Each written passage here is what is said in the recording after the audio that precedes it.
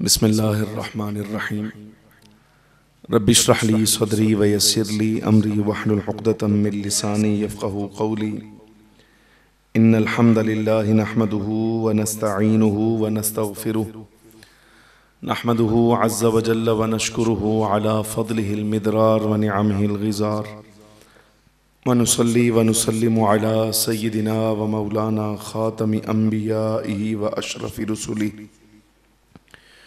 سيدنا ونبينا ومولانا محمد المصطفى المختار فهو خيار من خيار من خيار صلى الله تعالى وبارك وسلم عليه وعلى آله الأطهار وصحابته الأبرار المهاجرين منهم الأنصار والتابعين ومن تبعهم بإحسان ما تعاقب الليل والنهار اما بعد فاعوذ باللہ من الشیطان الرجیم بسم اللہ الرحمن الرحیم ویحل لهم الطیبات ویحرم علیہم الخبائث ویضع عنہم اسرہم والاغلال التي كانت علیہم صدق اللہ مولانا العظیم وصدق رسولہ النبی الکریم الامین ونحن على ذلك لمن الشاهدين والشاكرين والحمد لله رب العالمين إن الله وملائكته يصلون على النبي يا أيها الذين آمنوا صلوا عليه وسلموا تسليما الصلاة والسلام عليك يا سيدي يا رسول الله وعلى آلك وأصحابك يا سيدي يا حبيب الله الصلاة والسلام عليك يا سيدي يا رسول الله وعلى آلك وأصحابك يا سيدي يا حبيب الله الصلاة والسلام عليك يا سيدي يا رحمة للعالمين وعلى آلك وأصحابك يا سيدي يا شفيع المذنبين انتہائی عزت کے لائق، احترام کے لائق جملہ حاضرین و سامعین کرام،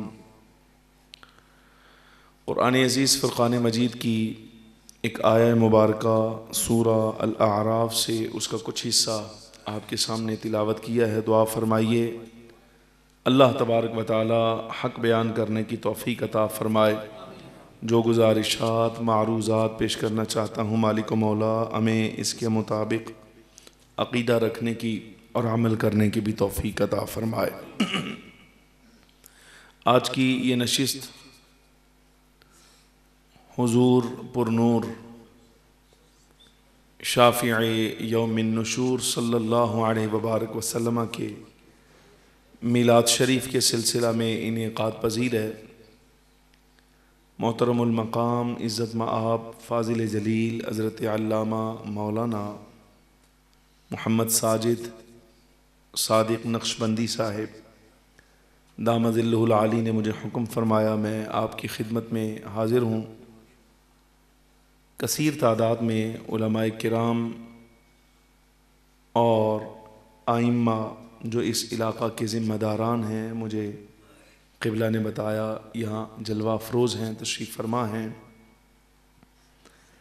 اور جن کی سرپرستی میں یہ پروگرام انعقاد پذیر تھا وہ قبلہ اپنی کسی مصروفیت کی وجہ سے تشریف لے گئے۔ اللہ تبارک و تعالی جل وعلا سب کے علم و عمل میں برکت نصیب فرمائے۔ جملہ احباب جو شریک اجلاس ہیں، باری تعالی جل وعلا ہمیں نبی پاک صلی اللہ علیہ وبارک وسلم کے ذکر خیر کی برکت سے دنیا و آخرت میں مستفید فرمائے۔ اس اجلاس کا چونکہ وقت مغرب سے عشاء کے دورانیے میں تھا، اس سے پہلے ظہر سے عصر کے دورانیے میں میرے عزیز حضرت فاضل جلیل علامہ مولانا حافظ محمد عابد علی قادری صاحب ان کا خطاب تھا۔ آپ کو معلوم ہے کہ ملکی حالات پریشان کن تھے، جس وجہ سے رات ویسے نکلنے کا ارادہ تھا ہمارا، تو رستے بند ہونے کی وجہ سے اور سواریاں بھی میسر نہیں تھیں، اس لیے صبح کچھ تاخیر کے ساتھ نکلے، پھر اسلام آباد میں بھی کچھ پریشانی کا سامنا کرنا پڑا۔ تو اس میں یعنی ہمارا کوئی اختیاری تاخیر نہیں تھی ہماری طرف سے کسی قسم کی. ویسے جملہ احباب کو اللہ تبارک و تعالی جل وعلا اس لحاظ سے بھی جزا عطا فرمائے کہ آپ نے انتظار فرمایا اور اب بھی یہاں آپ گفتگو سننے کے لیے تشریف فرما ہیں. باری تعالی جل وعلا آپ کو اس عمل کی جزائے خیر عطا فرمائے. قبلہ کے ساتھ ہمارا تعلق زمانہ طالب علمی میں سن 2006 میں قائم ہوا اور 14 تک درسیات کے طور پر قائم رہا. ابتدائی سال اول سے لے کر دورہ حدیث تک ہم جماعت رہے. پھر لاہور میں یہ جہاں رہائش رکھتے تھے ہمارا دربارشی بزرگوں کا جن کے ساتھ میرا تعلق ہے وہ دربارشی بھی وہیں قریب ہی تھا. ہمارا آنا جانا بھی اکٹھے رہا, کھانا پینا اکٹھے رہا. الحمدللہ رب العالمین 8 سال کا دورانیہ ہمارا درسیات کا اور طلب علم کا اکٹھے گزرا. جن چٹائیوں پر بیٹھ کر علامہ ساجد نقشبندی صاحب درس لیتے رہے انہی اساتذہ کرام مشائخ سے ہم نے کندھے سے کندھا ملا کر اسباق پڑھے. بندہ ناچیز علامہ ساجد صاحب, ڈاکٹر عابد علی قادری صاحب, علامہ محمد فہد بیگ قادری صاحب وہ بھی جلوہ افروز ہیں یہاں پر تشریف فرما ہیں. ہم سب ہم جماعت تھے. آپ کے کشمیر کے اور بھی احباب ایسے جو ہمارے ہم کلاس تھے. اللہ رب العالمین جل وعلا انہیں جزائے خیر عطا فرمائے. انہوں نے مجھے یاد فرمایا. میں آپ کے سامنے حاضر خدمت ہوں. بلا تاخیر کچھ باتیں عنوان کے مطابق آپ کے سامنے عرض کروں گا. سفر کی تھکاوٹ ساتھ ہے. اگر کوئی بڑی امید آپ میرے سے لے کر آئے ہیں اور وہ میں پوری نہ کر سکوں اس لحاظ سے مجھے معذور سمجھیے گا کہ مسلسل کو 3-4 مہینے سے پروگراموں کا اور وہ سارا سلسلہ جاری ہے, اور خاص طور پہ یہ کل رات سے آج تک کا سفر, یہ سارے معاملات. تو ظاہر ہے ہماری ہمت اپنی جگہ رہی, لیکن اس کے باوجود یہ جسم کے اپنے تقاضے ہیں. جہاں یہ جواب دے جائے تو وہاں جو اختیار اور طریقہ کار, جو سوچ بچار ارادہ ہوتا ہے وہ ختم ہو جاتا ہے. گرامی قدر حاضرین, پاکستان سے یا پاکستان باہر سے ہمارے ہاں یہ جو ایک دستور اور قانون چلتا ہے کہ اس طرح کے حوافل, محفلیں اور اجلاس وہ نبی پاک صلی اللہ علیہ وسلم کے میلاد شریف کے سلسلہ میں ہوں یا حضور شہنشاہ بغداد سیدنا مرشد عالم غوث پاک رضی اللہ تعالی عنہ آپ کی شان و عظمت کے حوالہ سے بڑی 11ویں شریف کا مہینہ بھی جاری ہے, یا اس کے علاوہ جمادہ ثانیہ میں سیدنا ابو بکر صدیق رضی اللہ تعالی عنہ کا یوم مبارک ہو. پھر آگے چل کے آپ دیکھیں معراج شریف کا یا حضور مولا کائنات رضی اللہ تعالی عنہ کا یوم ولادت, اس تذکرہ میں رمضان شریف کے تذکار مبارکہ, محرم الحرام کے ایام. یہ جو ایک رسم آپ صدیوں سے سالوں سے دیکھتے چلے آ رہے ہیں کہ ایسے ہی اجلاس منعقد ہوتا ہے, آپ احباب انتظام کرتے ہیں اور گفتگو کرنے کے لیے باہر سے کسی فرد کو بلایا جاتا ہے, جیسے مہمان کے طور پہ میں آپ کے سامنے حاضر ہوں.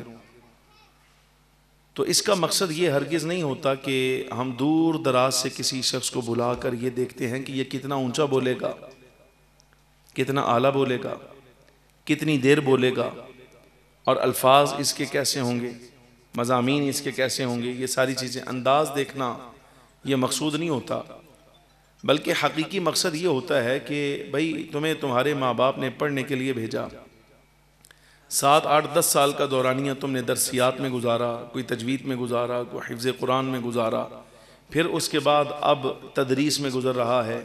تو یہ جو تمہیں اللہ تبارک و تعالی نے توفیق دی, تم گھر سے نکلے, ماں باپ نے تمہیں وقف کیا اور تم مدارس میں جا کے وہاں خاک چھانتے رہے اور اساتذہ کے سامنے تم نے ذانوِ تلمذ کیا.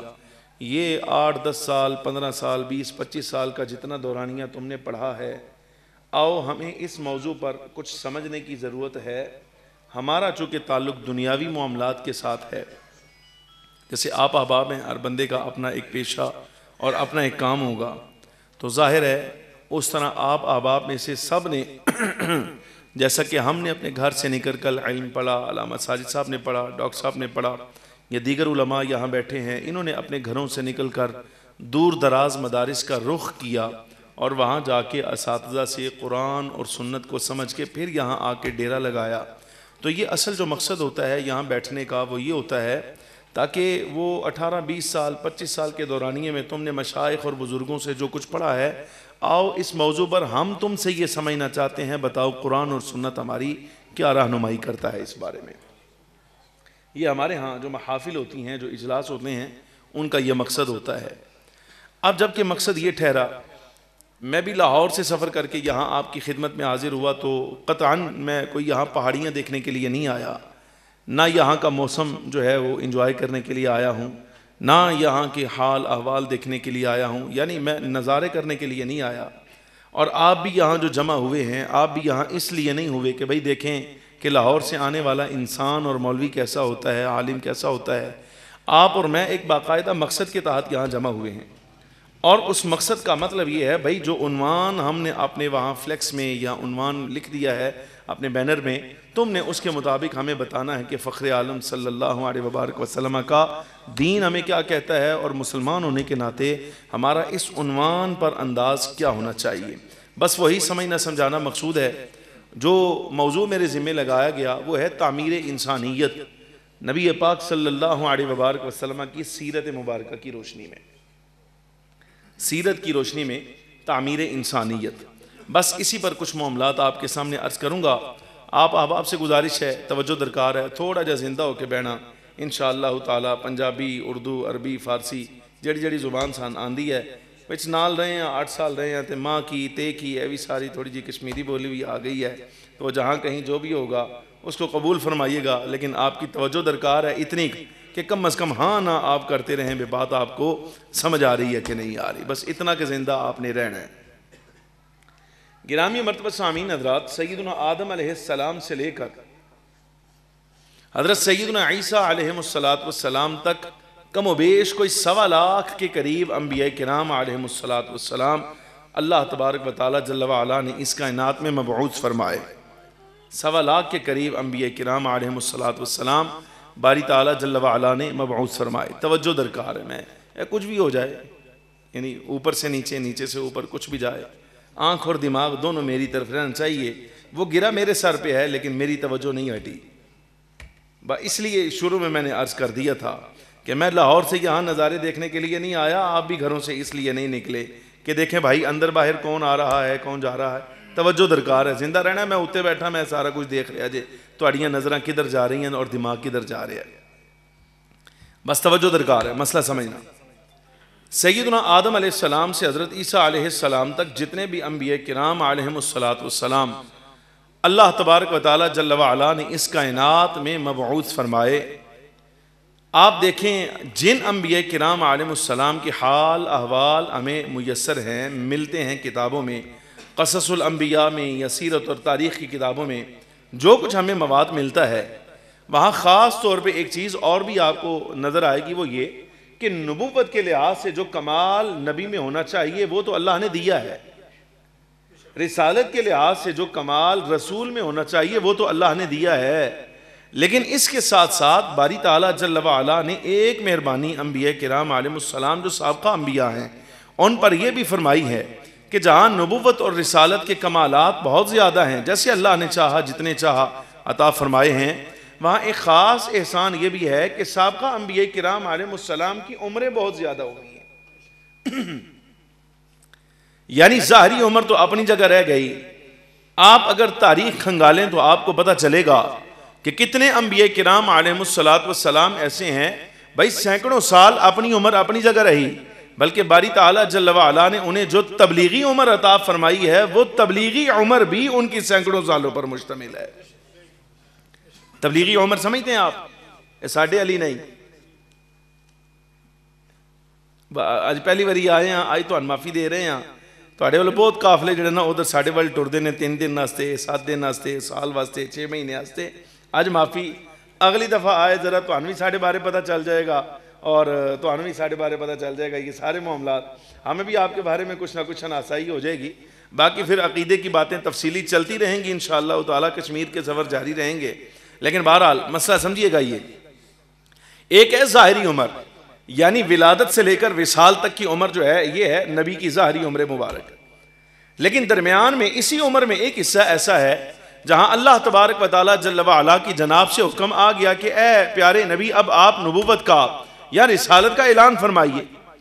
اب جب اعلان نبوت یا رسالت کیا ہے تب سے لے کے وصال تک آخری عمر تک یہ جو حصہ قرار پایا ہے یہ تبلیغی عمر بھی قرار پائی ہے, ظاہری عمر بھی ہے اور اس کے ساتھ ساتھ تبلیغی عمر بھی ہے انبیاء کرام علیہم السلام کی. آپ دیکھیں گے کہ جس طرح سینکڑوں برس اپنی ذاتی عمر ہے اسی طرح انبیاء کرام علیہم السلام کو تبلیغی عمر بھی بہت زیادہ عطا فرمائی گئی. نیرا حضرت سیدنا نوح علیہ السلام کے بارے میں آپ قرآن عزیز کا مطالعہ فرمائیے تو قرآن عزیز کہتا ہے کہ 950 برس کا دورانیہ اللہ تبارک و تعالیٰ جل وعلا نے آپ کو عطا فرمایا, جس نے آپ نے دین حق اسلام اور اپنی جو شریعت تھی آپ نے اس کی تبلیغ فرمائی ہے 950 سال کا دورانیہ. یعنی ایسی طویل عمریں اللہ تبارک و تعالیٰ جل وعلا نے اور بھی انبیاء کرام علیہم السلام کو عطا فرمائیں. لیکن وہاں آپ تاریخ اور سیرت کا مطالعہ کریں تو آپ کو معلوم ہوگا کہ اس نبی میں جو نبی بھی کسی قوم کی طرف مبعوث ہوئے اللہ تبارک و تعالیٰ جل وعلا نے جو کمالات انہیں عطا فرمائے تھے اور پھر ساتھ ہی ساتھ انہیں جو تبلیغی عمر عطا فرمائی تھی, ان دونوں کے لحاظ سے یعنی کمالات کے لحاظ سے بھی اور عمر تبلیغی بھی بہت زیادہ ہونے کے لحاظ سے جیسے ان کے وجود سے فائدہ اٹھانے کا حق تھا امتوں نے نہیں اٹھایا. زندہ ہو ہاں نہ کرتے رہنا, یعنی کو تھوڑا وہ سبحان اللہ ماشاءاللہ اب ہی اپنی عادت نہیں ہے کہلوانے کی, آپ تھوڑا سا یعنی زندہ ہونے کا ثبوت پتہ چلتا رہے بھئی شاہ جی زندہ لوگوں میں تقریر کر رہے ہیں. مسئلہ سمجھیں کہ انبیاء کرام علیہم السلام کے وجود سے کمالات ہیں وہاں پر معجزات بھی ہیں بہت سارے. آپ دیکھیں انبیاء سابقین کے آپ معجزات پڑھیں آپ کو مل جائیں گے, سب کچھ ہے. لیکن وہاں نفع اٹھانے والوں نے ویسے نفع نہیں اٹھایا جیسے اٹھانے کا حق تھا. بخاری جامع صحیح بخاری کی میں ایک روایت آپ کے سامنے پیش کروں. سیدنا عبداللہ ابن عباس رضی اللہ تعالی عنہما اس کے راوی ہیں, کتاب الرقاق کی روایت. فخر عالم نور مجسم صلی اللہ علیہ وبارک وسلم کو جو معراج عطا فرمائی گئی, حضرت شیخ اکبر محی الدین ابن العربی رضی اللہ تعالی عنہ آپ نے فرمایا کہ ویسے قرآن عزیز نے تو نبی علیہ السلام کی ایک معراج کا تذکرہ کیا ہے, سبحان الذی اسری بعبدہ لیلا من المسجد الحرام الی المسجد الاقصی الی آخر اس آیہ مبارکہ میں. لیکن حدیث مبارکہ میں بھی دیکھا جائے تو نبی علیہ السلام کے مشاہدات ملا کر ہمیں جو تعداد ملتی ہے اس سے معلوم ہوتا ہے کہ ظاہری یعنی جسمانی اور روحانی دونوں لحاظ سے جو نبی علیہ السلام کو معراج دی گئی وہ تو ایک معراج ہے جس کا تذکرہ قرآن عزیز میں آیا. البتہ امام الانبیاء صلی اللہ علیہ وبارک وسلم کو اس کے علاوہ بھی باری تعالیٰ جل وعلا نے 33 مرتبہ مختلف مراحل میں معراج نصیب فرمائی ہے. یہ اس میں سے ایک ہے جو ابھی آپ کے سامنے پڑھنے لگا ہوں. شیخ اکبر نے صرف تعداد بتائی ہے, میں بخاری کی روایت سے آپ کے سامنے سبحان الذی اسری بعبدہ کے علاوہ جو معراجیں ہیں ان میں سے ایک معراج کا تذکرہ پڑھنے لگا ہوں. فخر عالم صلی اللہ علیہ وبارک وسلم فرماتے ہیں کہ امتیں مجھ پر پیش کی گئیں, عرضت علی الامم, فرمایا امتیں پیش کی گئیں مجھ پر. یہ یعنی سرکار نے جو منظر ملاحظہ فرمایا وہ یہ تھا کہ میدان محشر قائم ہے, نبی پاک صلی اللہ علیہ وبارک وسلم بحکم الہی ایک مقام پر کھڑے ہیں اور وہاں سیدنا آدم سے لے کے حضرت عیسیٰ علیہ السلام تک جتنے انبیاء کرام علیہ السلام اس کائنات میں تشریف لائے اللہ تبارک و تعالیٰ نے ہر نبی بما امت کے نبی علیہ السلام کے سامنے سے گزارا ہے. یہ جامع صحیح بخاری کا مضمون آپ کے سامنے پڑھ رہا ہوں. یعنی نبی علیہ السلام فرماتے ہیں عرضت علی الامم, مجھ پر امتیں پیش کی گئیں تو کیا دیکھا. فخر عالم صلی اللہ علیہ وبارک وسلم فرماتے ہیں ایک نبی ایسے میرے سامنے سے گزارے گئے یمر معہ الامہ, کہ جب وہ سربراہی فرما رہے ہیں سالاری فرما رہے ہیں آگے آگے نبی چل رہے ہیں تو باقاعدہ ایک پوری جماعت ہے جو امتی ہونے کے ناطے اس نبی کے پیچھے چل رہی ہے. یہ ایک نبی کا مقام. سرکار نے فرمایا پھر میرے سامنے سے ایک اور نبی گزارے گئے, ان کو میں نے ملاحظہ کیا, توجہ میرے والے, ان کو میں نے ملاحظہ کیا, ان کے ساتھ پہلے نبی کے ساتھ امت گزری ہے. یمر معہ النفر، فرمائیے جو دوسرے نبی گزارے گئے ہیں یہاں سے ایک جماعت گزاری گئی ہے، یعنی امت سے کچھ کم. نبی علیہ السلام نے ارشاد فرمایا پھر ایک اور نبی میری نگاہوں کے سامنے سے میرے سامنے سے گزارے گئے. یمر معہ العشرہ، فرمایا ان کے ساتھ 10 بندے گزارے گئے. یعنی عمر تبلیغی آپ اندازہ فرمائیے سینکڑوں سال پر مشتمل، لیکن امت کتنی گزاری گئی؟ 7-10 بندے. نبی علیہ السلام نے ارشاد فرمایا والنبی یمر معہ الخمسہ، فرمایا ایک نبی بھی ایسے بھی میرے سامنے سے گزارے گئے جن کے ساتھ نہ امت ہے، نہ نفری ہے، نہ جماعت ہے، حتیٰ کہ ان کے ساتھ گزارے جانے والے لوگوں کی تعداد صرف 5 ہے جو ان کے کہے پر ایمان لائے ہیں. بس 5 بندے ایمان لائے. عمر تبلیغی وہ سینکڑوں سال پر مشتمل. اور آخری جملہ شاید سن کر آپ کو حیرانگی ہو، یہ جامع صحیح بخاری کتاب الرقاق ہے. فخر عالم صلی اللہ علیہ وسلم نے ارشاد فرمایا والنبی یمر وحدہ، فرمایا ایک ذات ایسی بھی میرے سامنے سے گزاری گئی ہے جو اکیلے گزرے ہیں، ان کے ساتھ تھا ہی کوئی نہیں. ان کے ساتھ ہے ہی کوئی نہیں. یعنی صرف یہ مقدمہ سمجھیے، مسئلہ سمجھیے. اگر یہ بات سمجھ آ جائے حدیث مبارکہ کی روشنی میں تو میرا وہ جملہ مؤکد قرار پایا کہ انبیاء سابقین کو اللہ تبارک و تعالیٰ نے جہاں معجزات دیے ہیں وہاں ایک کمال یہ بھی دیا کہ ان کو عمر زیادہ دی. پھر عمر زیادہ دے کر ایک مزید کمال جو عطا فرمایا ہے وہ یہ کہ ان کی نبوت کا دورانیہ اور تبلیغ کا دورانیہ جو ہے وہ بھی بہت زیادہ لمبا ہے. حضرت نوح علیہ السلام کا 950 برس. لیکن فخر عالم صلی اللہ علیہ وبارک وسلم کی اس حدیث مبارکہ سے جو میں نے آپ کے سامنے پڑھی یہ ثابت ہوا کہ سابقہ انبیاء کرام علیہم السلام کے وجود سے باوجود کمالات زیادہ ہونے کے، باوجود عمر زیادہ ہونے کے، باوجود تبلیغی عمر بھی زیادہ ہونے کے، جیسے نفع اٹھانا چاہیے تھا امتوں نے نہیں اٹھایا. لیکن فخر عالم صلی اللہ علیہ وبارک وسلم جن کا کلمہ آپ نے اور ہم نے پڑھا ہے، ہمارے آقا و مولا صلی اللہ علیہ وبارک وسلم کی یہ شان ہے کہ ظاہری کل عمر مبارک حضور کی دیکھی جائے تو صرف 63 برس. ظاہری عمر مبارک صرف 63 برس، اور تبلیغی عمر دیکھی جائے تو 40 بھی اس میں سے آپ نکالیے کہ وہ اعلان نبوت سے پہلے کا زمانہ ہے. تبلیغی عمر کے لحاظ سے دیکھا جائے تو فخر عالم صلی اللہ علیہ وبارک وسلم کا دورانیہ ظاہری لحاظ سے وہ صرف اور صرف 23 برس کا بنتا ہے، لیکن عمر کم، تبلیغی دورانیہ بھی کم. اللہ تبارک و تعالی جل وعلا نے جہاں پہلے انبیاء کو عمریں زیادہ دے کر اور تبلیغی عمر زیادہ دے کر معجزہ دیا ہے، وہاں ہمارے آقا و مولا صلی اللہ علیہ وسلم کو عمر کم دی ہے. یہ کم عمر دینا بھی اس کو معجزہ بنا دیا ہے ہماری تعالی جل وعلا. یعنی سرکار کی عمر مبارک کم بھی ہو تو عمر کم اگرچہ ہے لیکن وہ آپ کو ایسی کامل نظر آئے گی، ایسی اکمل نظر آئے گی کہ گرامی قدر حاضرین اگر سوچ کے لحاظ سے، فکر کے لحاظ سے اور عقل کے لحاظ سے دیکھا جائے تو عقل تسلیم نہیں کرتی کہ تبلیغی دورانیہ 23 برس کا ہو، لیکن کوئی بچہ آ جائے، بوڑھا آ جائے، مرد آ جائے، عورت آ جائے، آزاد آ جائے، غلام آ جائے، مشرق مغرب شمال جنوب، زمین والے آسمان والے، کوئی بھی آئیں، لیکن ہر ایک بندے کو اس 23 سالہ دورانیے سے اپنے حصے کا فیض مل جائے تو یہ صرف اگر اعزاز ہے تو ہمارے آقا و مولا صلی اللہ علیہ وسلم کو اللہ نے عطا فرمایا ہوا. اب آپ آ گئے ہیں یہ سیرت النبی صلی اللہ علیہ وسلم کے میدان میں. یعنی ایسی عمر ہے فخر عالم صلی اللہ علیہ وسلم کی. یہ ایک جائزہ آپ کے سامنے پیش کرنے لگا ہوں. شاید ہو سکتا ہے یہ آپ کے لیے سرکار کی سیرت خالی عنوان سمجھنے میں کافی ہو جائے. اب یہاں آپ ملاحظہ کریں ہر بندے کا پیشہ اپنا ہے. بعض لوگ پیشے کے لحاظ سے بادشاہ ہوتے ہیں، ویسے ہے ذمہ داری، لیکن آج کل پیشہ ہو گیا ہے. جس زمانے میں ہم جی رہے ہیں اس زمانے میں سلطنت، سلطان ہونا، بادشاہ وقت ہونا یہ کسی دور میں ذمہ داری تھی اور کسی دور میں یہ رفاع عامہ کا کام تھا. لیکن جس زمانے میں ہم جی رہے ہیں اب اس دور کے اندر سلطنت کرنا گرامی قدر حاضرین نہ یہ ذمہ داری رہی ہے نہ رفاع عامہ رہا ہے، بلکہ اب یہ پیشہ بن گیا ہے.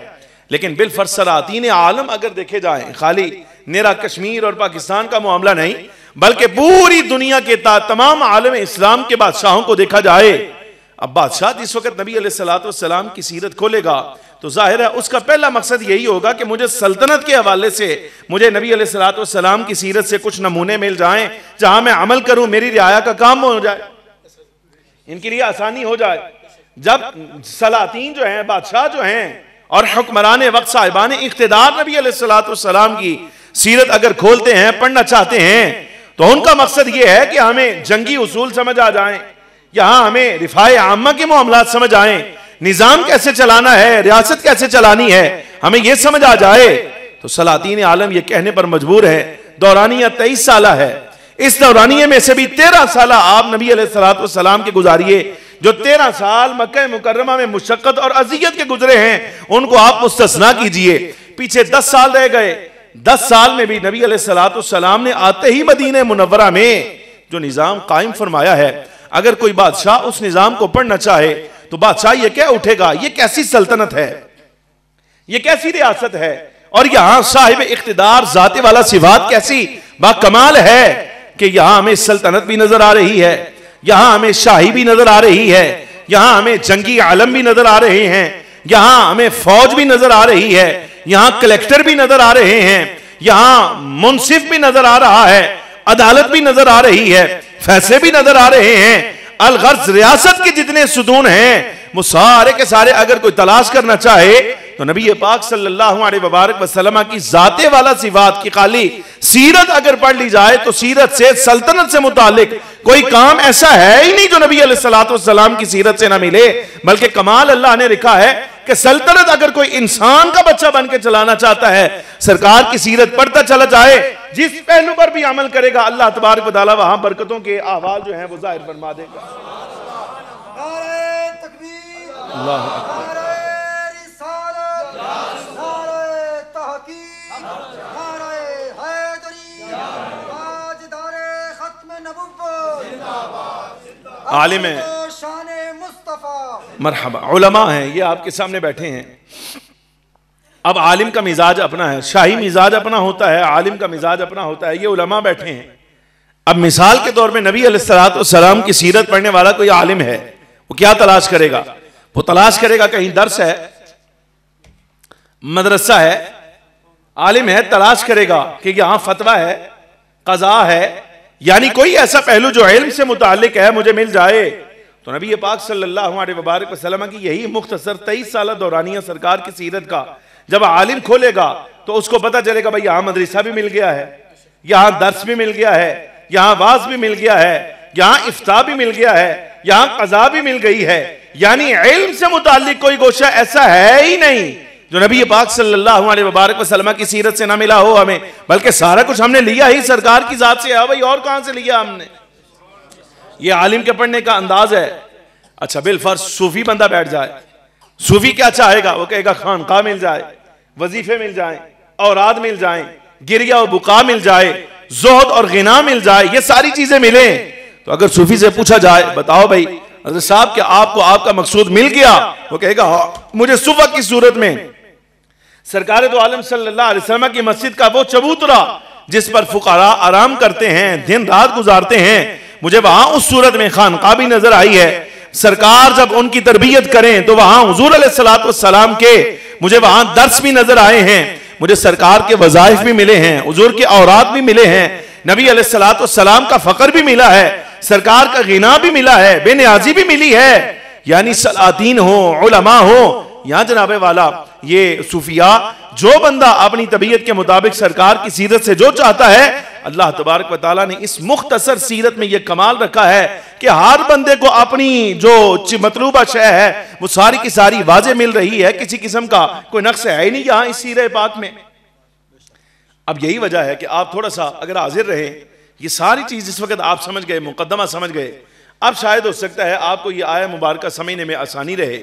جب فخر عالم صلی اللہ علیہ وبارک وسلم کی سیرت میں ہر طرح کا پہلو آپ کو مل رہا ہے تو اللہ تبارک و تعالیٰ جل وعلا نے پھر یہ اعلان فرمایا، اور اعلان بھی دیکھیے کیسا زبردست ہے۔ فرمایا لَقَدْ كَانَ لَكُمْ فِي رَسُولِ اللَّهِ أُسْوَةٌ حَسَنَةٌ، تحقیق تمہارے لیے ضرور بھی ضرور محبوب کریم صلی اللہ علیہ وسلم کی زندگی میں بہترین نمونہ موجود ہے، بہترین نمونہ موجود ہے۔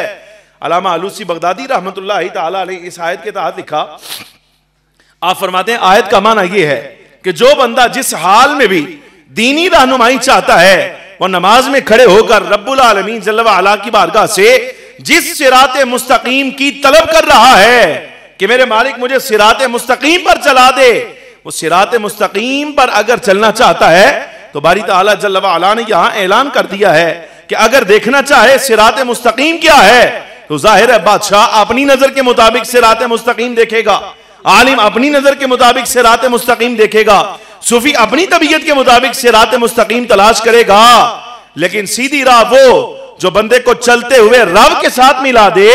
علامہ بغدادی رحمت اللہ علیہ فرماتے ہیں اگر باری تعالیٰ جل وعلا نے وہ راہ بنائی ہے تو مصطفیٰ کی سیرت میں تمہارے سامنے رکھ دی ہے، تم سرکار کی سیرت کو اپناؤ، اللہ تبارک و تعالیٰ جل وعلا تمہیں اپنی جناب تک رسائی جو ہے وہ عطا فرما دے گا۔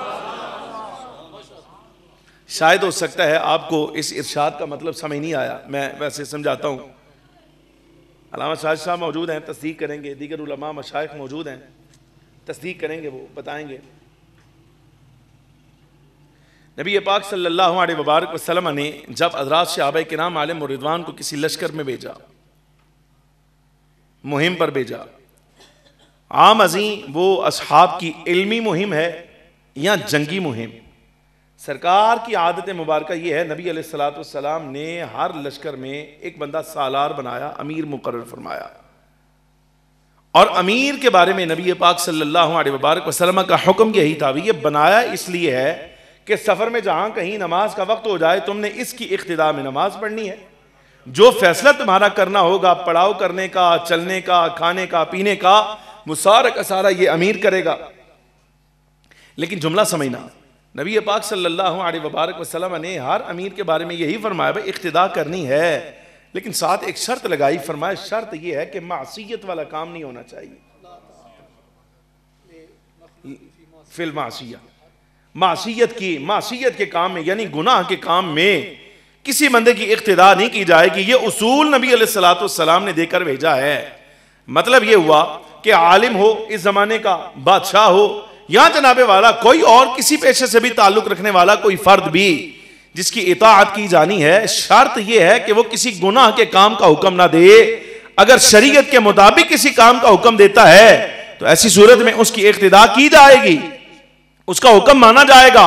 لیکن یہ اصول سمجھ لیں کہ اگر بالفرض وہ امیر تو ہے، سربراہ ہے، سالار ہے، لیکن جس کام کا حکم دے رہا ہے وہ معصیت ہے، گناہ کا کام ہے، تو نبی پاک صلی اللہ علیہ وسلم کے فرمان کا معنی یہ ہے اب یہ نہیں دیکھا جائے گا کہ امیر ہے، اب یہ نہیں دیکھا جائے گا کہ بادشاہ ہے، بلکہ اگر گناہ کا حکم دیتا ہے تو بادشاہ ہوگا تو گھر میں ہوگا، اب اقتداء اللہ کے نبی کی جائے گی اور نیکیوں میں کی جائے گی جس کی اقتداء ہوگی، بس اس کے علاوہ کسی امر میں اقتداء نہیں ہے، یعنی نیکی کے امر میں اقتداء۔ آپ اندازہ فرمائیے دنیا میں کوئی امام مقرر کر دیا جائے، بڑے سے بڑا عالم، بڑے سے بڑا شیخ، بڑے سے بڑا صوفی اور بڑے سے بڑا پیر، مربی، قاضی اور جج بھی لے لیا جائے تو گرامی قدر عظیم یہ شرط ہے، فرما برداری اس وقت تک ہے جب تک نیکی کے کام کا حکم دے رہا ہے، جہاں برائی کا حکم دے گا نبی پاک صلی اللہ علیہ وبارک وسلم نے فرمایا کہ وہاں اس کی پیروی نہیں کی جائے گی، قید لگائی ہے، نبی علیہ السلام نے حد بندی کی ہے، ہر بندے کا دائرہ بنایا ہے۔ لیکن فخر عالم صلی اللہ علیہ وسلم کے کیا کہنے، اللہ تبارک و تعالی جل وعلا نے حضور کی اطاعت کا حکم دیا، پیروی کا حکم دیا، لیکن آپ اندازہ فرمائیے قرآن عزیز کی جتنی آیات میں جملہ اہل اسلام کو اللہ تبارک و تعالی نے فرمایا کہ محبوب کی فرما برداری کرو، کسی ایک آیت میں بھی رب العالمین جل وعلا نے نہ کوئی حد رکھی ہے، نہ کوئی قید رکھی ہے، نہ کوئی شرط رکھی ہے، نہ کوئی تعین رکھا ہے کہ اس کام میں پیروی کرنا، اس میں نہ کرنا۔ بھئی آپ آیت کا مفہوم سمجھیں نہ مزاج سمجھیں۔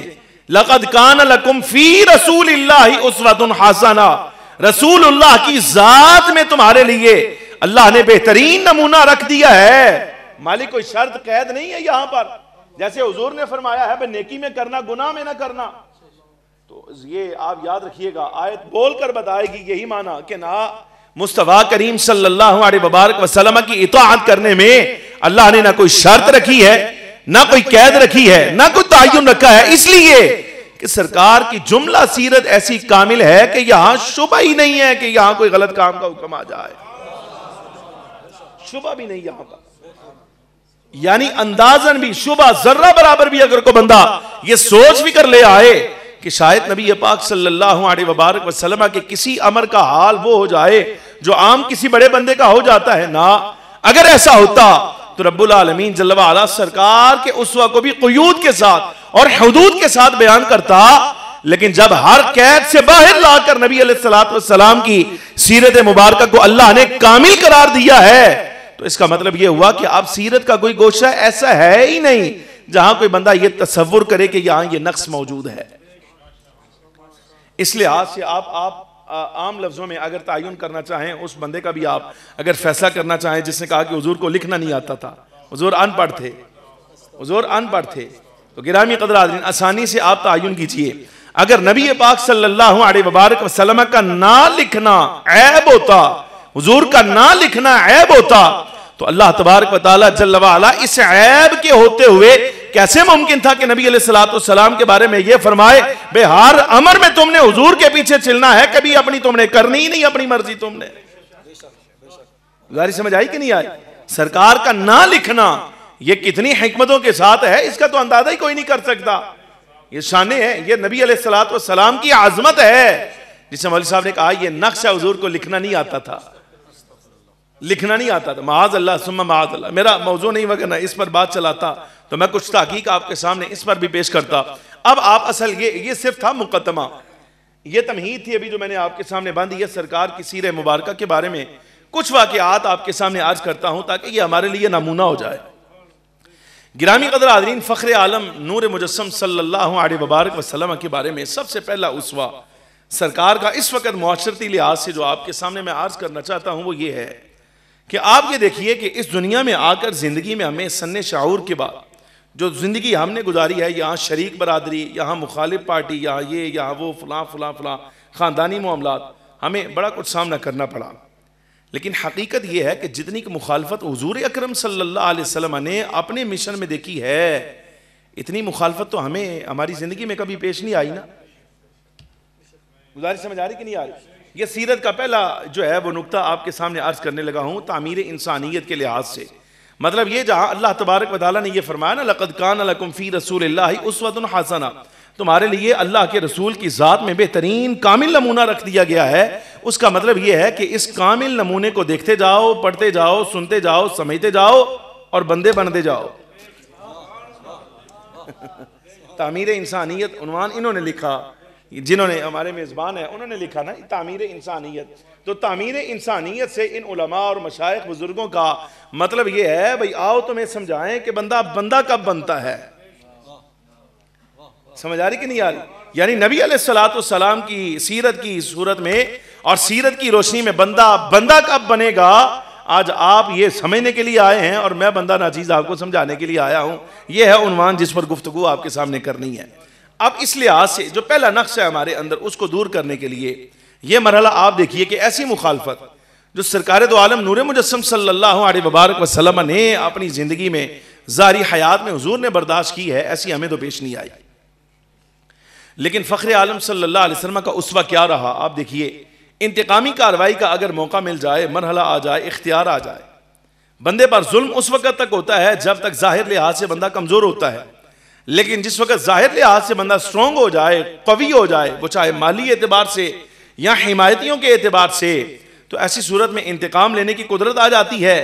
تو سرکار دو عالم صلی اللہ علیہ وسلم کا اسوہ ہمیں کیا کہتا ہے انتقام لینے کے لحاظ سے؟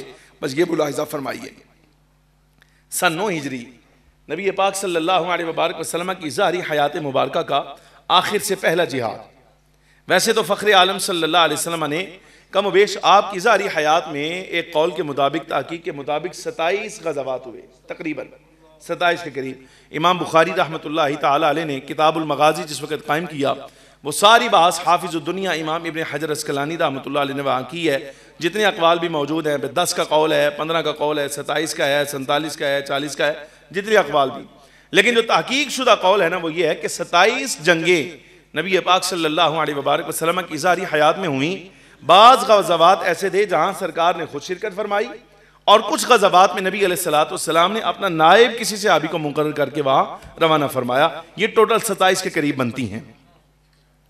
تو جن غزوات میں فخر عالم صلی اللہ علیہ وبارک وسلم خود شریک ہوئے، ان غزوات میں سے آخر سے پہلا جہاد تھا جس کو غزوہ حنین کہا جاتا ہے۔ یہاں فخر عالم صلی اللہ علیہ وسلم کا اور اہل اسلام کا جو مقابل دشمن آیا، گرامی قدر حاضرین، اتنا ترگڑا دشمن، ایسا ترگڑا دشمن کہ گرامی قدر حاضرین پورے عرب میں ان جیسا تیر انداز تھا ہی کوئی نہیں۔ یعنی بنو ثقیف لڑنے میں اتنے ماہر تھے، اتنے جنگجو تھے کہ پورے عرب میں ان جیسا لڑنے کا انداز کسی کا نہیں تھا۔ اور آئے کس طرح، یہ کس انداز میں لڑنے کے لیے، کس اپنی جو ہے وہ جد و جہد کے ساتھ، آپ اندازہ فرمائیے، تاریخ کی کتابیں اٹھائیے، اینا اپنا بال بچہ کڈیا، جانور کڈے، سونا چاندی نکالا، جو کچھ ان کے پاس جو تھا نا غیر منقولہ جائیداد، منقولہ جائیداد جو منقول ہو سکتی ہے، سارا کا سارا، غلام بھی لے آئے، بچے بھی لے آئے، عورتوں کو بھی لے آئے، بوڑھوں کو لے آئے، اپنا سونا لے آئے، چاندی لے آئے، جانور لے آئے، اور لا حنین کے میدان میں جناب والا انہوں نے پڑاؤ ڈالا اس ارادے سے بے مرے تے سارے ہی مرانگے، جب بچ گئے تھے ٹھیک، وگرنہ آج ارادہ یہ ہے کہ ہم نے اسلام کا قلعہ قمع کر کے یہاں سے جانا ہے، ویسے جانا ہی نہیں یہاں سے۔ وگرنہ آپ اندازہ فرمائیے اس سے پہلے یا اس سے بعد کون سی جنگ ایسی ہے جہاں لڑنے والا اپنے بال بچوں کو بھی ساتھ لے آیا، بدو ہی چلنا، کوئی جنگ ایسی نہیں۔ لیکن وہ لڑنے کا ان کا جذبہ ایسا تھا، انہوں نے کہا آپ مرے تھے بچیاں سمیت، بیویاں سمیت مرانگے، بچ گیا جڑا بچ گیا قسمت ہے۔ لیکن آج اسلام مخالف جو مہم ہے نا، آر پار کر کے جو ہے نا وہ ہم نے واپس آنا ہے، اس کے بغیر نہیں آنا۔ اچھا، جنگی ان کی حکمت عملی ایسی تھی، نبی علیہ السلام کے حنین کے میدان میں پہنچنے سے پہلے انہوں نے وہاں جو ہے وہ، میں نے اس میدان کی زیارت کی ہے جعرانہ سے آگے، حنین کے میدان کی، وہ پہاڑی علاقہ تھا، یہاں آ کے انہوں نے گھات لگا کو 50 بندہ ادھر بیٹھ گیا، 10 ادھر بیٹھ گئے، 20 وہاں بیٹھ گئے، 100 ادھر بیٹھ گیا، ایسے کر کے تھے ہزاروں کی تعداد میں۔ اچھا، دوسری طرف یہاں مکہ مکرمہ ابھی فتح ہوا، نبی علیہ السلام جس وقت لشکر لے کر چلے تو سامعین گرامی قدر حال یہ ہوا کہ مکہ مکرمہ فتح مکہ کے موقع پر 2000 بندہ ایسا تھا جو ابھی نیا مسلمان ہوا تھا، انہوں نے کبھی ایسی جنگی حالت دیکھی نہیں، اے جوان جوشیلے، اتفاق قدرت کی حکمت آپ کہیے کہ جس وقت نبی پاک صلی اللہ علیہ وسلم کا لشکر یہاں سے نکلا تو 12000 کی تعداد میں 2000 بندہ وہی جو ابھی نو مسلم ہے، نیا اسلام لایا ہے، یہ آگے لگ گئے، یہ جوش و جذبے کے ساتھ کہ اسلام کی حمایت ہے، سر بلندی ہے، اعلاء کلمت اللہ ہے، اور نعرہ آئے تکبیر جو ہے وہ سارے کے سارے بلند کر دیں۔ 2000 بندہ جس ویلے آگے لگا، 10,000 اہل اسلام کا لشکر ذات پیچھے پیچھے میدان حنین میں جس وقت یہاں ابھی داخل ہوئے تھے، یہ 2000 بندہ آگے، وہاں سے تیروں کی برسات ہوئی اور تیر بھی ہزاروں کی تعداد میں۔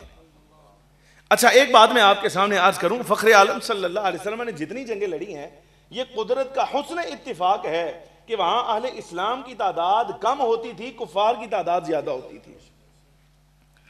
آپ اندازہ فرمائیے کہ اگر اہل اسلام 313 ہیں تو کفار 1000 ہیں، اگر اہل اسلام 750 ہیں تو کفار 3000 ہیں، اتنا فرق ہوتا تھا۔ اب یہاں اگر اہل اسلام کی تعداد 12000 ہے تو کافروں کی تعداد تو تسی اندازہ کرو بھائی کتنے ہوں گے۔ یہ جناب والا، یہ جس وقت میدان میں آئے تو اگر ایک بندہ ایک تیر بھی چلائے اور ایک ہی وقت میں وہ سارے کے سارے تیر نکلے ہیں تو جناب والا کو 12-15 ہزار تیر اچانک جس وقت سامنے پڑے گا۔ اچھا، اتفاق ایسا ہوا وہ 2000 بندہ جو آگے، انہوں نے کیفیت دیکھی، تیر چلے نا تو ان کے قدم اکھڑ گئے، یہ بھاگے واپسی کی طرف۔ اب وہ بھگدڑ مچی، کچھ نقصان بھی ہوا، لیکن اللہ تبارک و تعالیٰ جل وعلا نے اس حکمت کے ساتھ اہل اسلام کو فتح عطا فرمائی، جعرانہ جو ہے حنین فتح بھی ہوا۔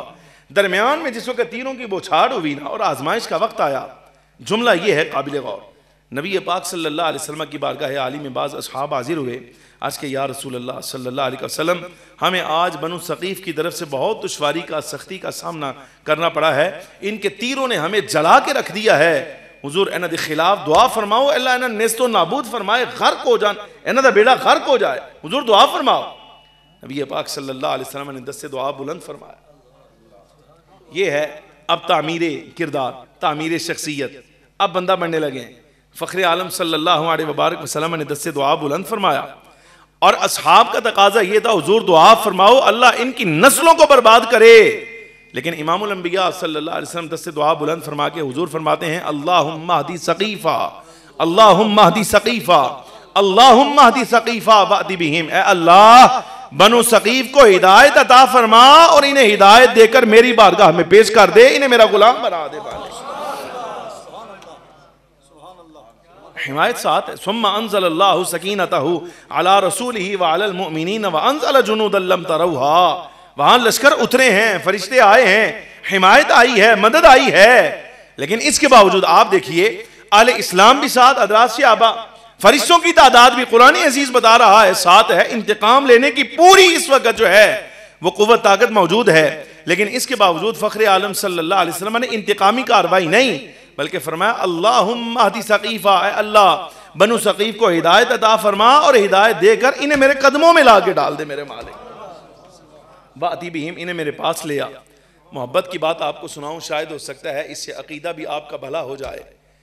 جس وقت لشکر فتح ہوا اور انہیں ہزیمت کا شکار ہونا پڑا، یہ بھاگ گئے، مال قابو آیا، عورتیں قابو آ گئیں، بچے قابو آ گئے، سونا چاندی قابو آ گیا، جانور قابو آ گئے. آپ اندازہ فرمائیے کہ جس وقت حنین کا مال غنیمت تقسیم ہوا تو ایک ایک بندے کے حصے میں 100 اونٹ آئے.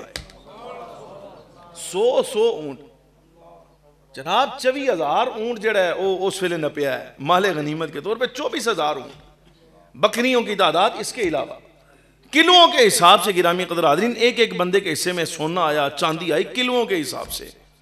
اچھا، ان کے جو مجاہدین تھے، ان کے لڑنے والے کے سارے بھاگ گئے. جس وقت یہ سارا معاملہ ہو گیا، فخر عالم نور مجسم صلی اللہ علیہ وسلم نے جعرانہ کے مقام پہ مال غنیمت تقسیم فرما دیا. ان کے بچے، خواتین، بوڑھے، جانور ہر شے تقسیم ہو گئی.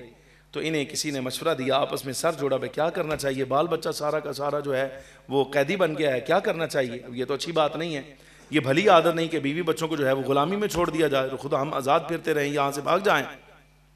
کیا کرنا چاہیے، پھر لڑیں.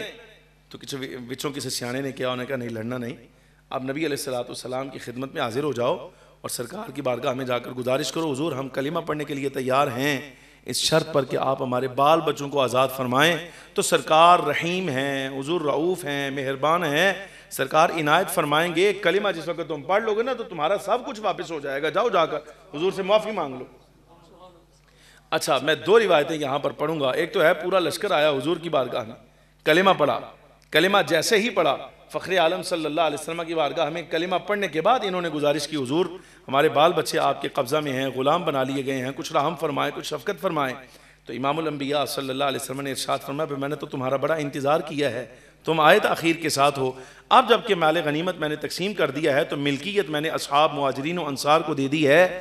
اب میں سفارش کر دیتا ہوں، مرضی ان کی ہے، اختیار ان کا ہے. فرمایا مرضی ان کی، اختیار ان کا، سفارش میں کر دیتا ہوں. فخر عالم صلی اللہ علیہ وسلم نے اصحاب یہ جو تھے مہاجرین و انصار سب کو جمع کیا اور جو جملے حضور نے ارشاد فرمائے جملوں پر غور کیجئے گا. سرکار دو عالم صلی اللہ علیہ وسلم نے ارشاد فرمایا اے جماعت مہاجرین و انصار، تمہارے بھائی آئے ہیں کلمہ پڑھ کے. فرمایا یہ کلمہ پڑھ کے تمہارے بھائی آئے ہیں اور یہ مسلمان ہو گئے ہیں. جو میرے حصے میں ان کے غلام آئے تھے ان کو میں نے آزاد کر دیا ہے، تو تم دیکھ لو تم نے کیا کرنا ہے. تو اب مہاجر اور انصار حضور کا تربیت یافتہ ہے، کسی ایماندہ تربیت یافتہ نہیں.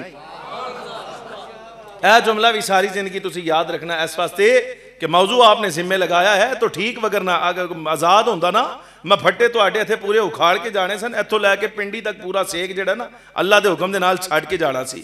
لیکن نہیں، آپ نے موضوع ایسا رکھا ہے یہاں گرما گرمی آپ کے ساتھ ہو نہیں سکتی. یہ اس لیے کہہ رہا ہوں، یہ اس لیے قبلہ اب آپ کی اجازت ہے تو کہہ دیتا ہوں، اس لیے کہ یہ جماعت نبی پاک صلی اللہ علیہ وسلم کی ہے، عام عظیم مہاجر ہوں یا انصاری، یعنی اصحاب ہوں یا آل اولاد، یہ تربیت یافتہ حضور کے ہیں.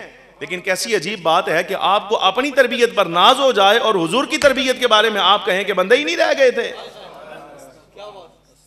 یعنی صحابہ اہل بیت کے بارے میں کسی کی زبان اگر دراز ہوتی ہے، حضور کے کسی صحابی کے بارے میں سید ہونے کے ناطے کہہ رہا ہوں، پڑھا کے کہہ رہا ہوں، جاہل آدمی نہیں. الحمدللہ رب العالمین 27 سالہ دورانیہ ہے ہمارا قرآن حدیث پڑھنے کا، اور یہاں جاہل آدمی محض اتنی بات پہ اٹھتا ہے کہ میری نسبت ہے سعادات کے ساتھ، لہذا میں کسی کو بھی گالی دے لوں مجھے اجازت ہے. میں کسی کے باپ کو بھی اجازت نہیں ہے کہ سرکار کی نسبت والی کسی شے کو گالی دے جائے، کسی کے باپ کو بھی اجازت نہیں ہے یہاں پر.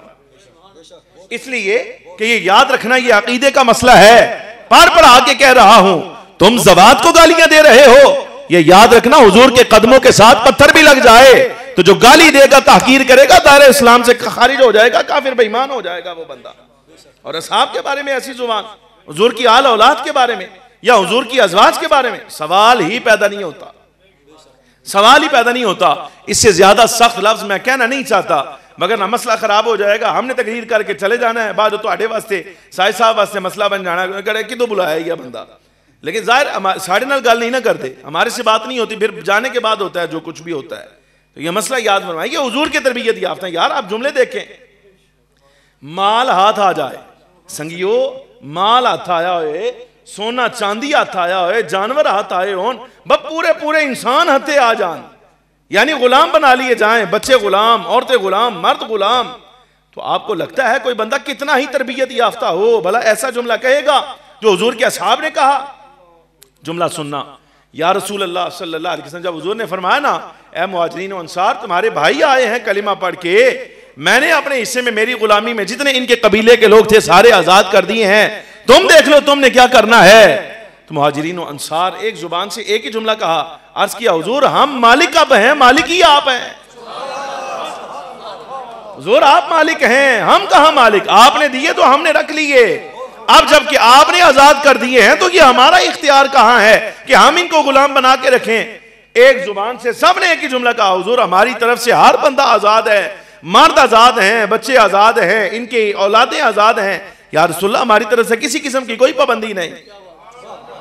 اب اندازہ فرماؤ میں گل کہہ رہا ہوں یار تہاڈی میری حیثیت کوئی نہیں، مسئلہ سمجھو ذرا اس بات میں۔ اب جو اگلی روایت پڑھنے لگا ہوں اسی مقام کی، یہ بھی تعمیر شخصیت کا حصہ ہے، اس لیے کہ عقیدہ بھی تو شخصیت کا حصہ ہوتا ہے نا، جہاں عمل تمہارا درست کرنا ہے وہاں نظریہ عقیدہ بھی درست کرنا ہے۔ اب یہ مسئلہ سمجھنا، بھئی آپ کی میری حیثیت ہی کوئی نہیں، نری اتنی بات پہ بندہ پھڑ پھڑائے کہ میرا باپ مسلمان ہے، میری ماں مسلمان ہے، میرے کانوں میں آواز پڑ رہی ہے، یہ سارا کچھ ہوا ہے۔ میں کہتا ہوں تم اپنے آپ کو مسلمان ماں باپ کے ہاں پیدا ہوئے ہو تو اپنے آپ کو قابل فخر سمجھتے ہو اور گالیاں دیتے ہو ان کو کہ جن کے ایمان لانے کے بارے میں اگر کسی نے آ کر کہا نا حضور میں نمازاں 3 پڑھنی ہیں 2 پڑھتا ہی نہیں تا مسلمان ہونا، فرمایا تو 3 پڑھ لیکن کلمہ پڑھ پہلے۔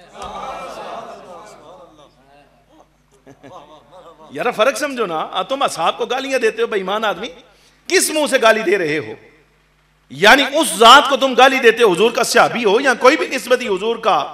یہ اب آپ اندازہ فرمائیے، سنن نبی داؤد کی روایت ہے یہ، جب حنین فتح ہو گیا مسلمان ہونے کی باری آئی، ایک تو آئی نا پوری جماعت بنو ثقیف کی، ایک بزرگ بندہ آیا اور اس نے آ کر کہا کہ حضور 2 کام ہیں، یہ دونوں میری شرط ہیں، اگر آپ یہ شرط پوری کریں تو کلمہ پڑھوں گا، اس کے بغیر میں کلمہ نہیں پڑھتا۔ فرمایا شرط بیان کر۔